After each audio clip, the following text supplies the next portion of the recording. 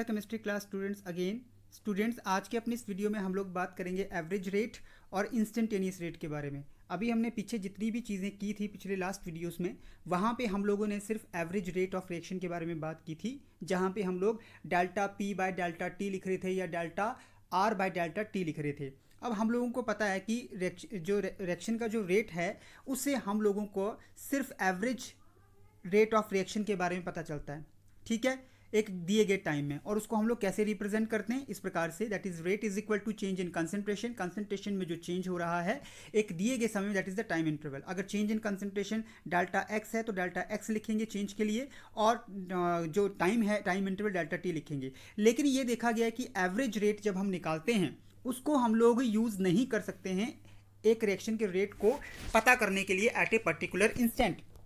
अगर हम चाहते हैं कि एक पर्टिकुलर, सपोज कि आपके पास 1 घंटे का टाइम पीरियड दिया गया उस रिएक्शन को कंप्लीट करने के लिए, और उस 1 घंटे के दौरान सपोज कि 15 मिनट के बाद या 40 मिनट के बाद या 45 मिनट के बाद आप ये चेक करना चाहते हैं कि उस रिएक्शन का रेट कितना है, तो वहाँ पे आप एवरेज रेट ऑफ रिएक्शन को यूज़ नहीं कर पाएंगे, क्योंकि हमें पता है कि रिएक्शन जो रेट है वो समय के साथ जो है वो चेंज होता रहता है। मतलब कि कंसंट्रेशन रिएक्टेंट्स की कम होती जाती है और प्रोडक्ट्स की कंसंट्रेशन क्या कर जाएगी, वो इंक्रीज करती जाएगी। इसलिए रिएक्शन का जो रेट है वो रिएक्टेंट्स की कंसंट्रेशन पर ही डिपेंड करता है एज द टाइम पैसेज, ठीक है। देयरफॉर एक पर्टिकुलर मोमेंट ऑफ टाइम, दिए गए समय के ऊपर एक पर्टिकुलर समय पे अगर हम चाहते हैं कि रिएक्शन का रेट हम लोग कैलकुलेट करें, तो वहाँ पे हम लोगों को बेटा इंस्टेंटेनियस रेट कैलकुलेट करना पड़ेगा, ठीक है। अब इंस्टेंटेनियस रेट ऑफ रिएक्शन क्या है देख लेते हैं। डेफिनेशन कुछ नहीं है, थोड़ा सा फर्क है।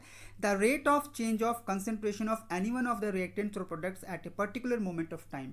एक पर्टिकुलर मोमेंट ऑफ समय के एक पर्टिकुलर टाइम पे जब या तो रिएक्टेंट्स या तो प्रोडक्ट्स में की कंसंट्रेशन में जितना चेंज आता है उसी को हम लोग इंस्टेंटेनियस, तुरंत एकदम से, इंस्टेंटेनियस होता है ना एकदम से, जब हमारा दिल किया तब हम लोग ने कोई भी एक पॉइंट उठा लिया, कोई भी एक समय उठा लिया, वहाँ पे जाके हमने पता कर लिया, उसको बोलते हैं instantaneous rate of the reaction, ठीक है बेटा। तो मुझे लगता है कि आपको कहते ये चीज़ पता लग गई है एवरेज और इंस्टेंटेनियस रेट के बारे में। आगे कहते चलते हैं, हम लोग आगे बात करते हैं, ठीक है बेटा। अब हम लोग ने इंस्टेंटेनियस रेट ऑफ रिएक्शन उस टाइम पे हम लोगों को कैलकुलेट करना है, तो करेंगे कैसे। इंस्टेंटेनियस रेट ऑफ रिएक्शन में हम लोगों को क्या करना पड़ेगा, जो हमारा टाइम इंटरवल है डेल्टा टी, उसको हम लोगों को बहुत बहुत बहुत ज़्यादा स्मॉल करना पड़ेगा, ताकि कहते रिएक्शन का जो रेट है थ्रू आउट द कहते रिएक्शन जो है वो कांस्टेंट रहे। तो मैथमेटिकली अगर देखा जाए तो इंस्टेंटेनियस रेट ऑफ रिएक्शन को हम लोग इस प्रकार से रिप्रेजेंट करते हैं, ठीक है। Minus d r by d t, minus का निशान रिएक्टेंट्स के साथ वैसे ही चलेगा, चाहे इंस्टेंटेनियस रेट है चाहे वो आपका नॉर्मल रेट है, एवरेज रेट है, और d p by d t, ठीक है। यहाँ पे जो हम लोग minus delta r by delta t जो एवरेज रेट में यूज़ करते थे, वहाँ पे अब हम माइनस डेल्टा के जगह हम लोग डी यूज़ करेंगे, ठीक है। जैसे माइनस डेल्टा आर की जगह माइनस डी आर यूज़ कर लेंगे, और डेल्टा पी की जगह माइनस से डी पी यूज़ कर लेंगे, ठीक है।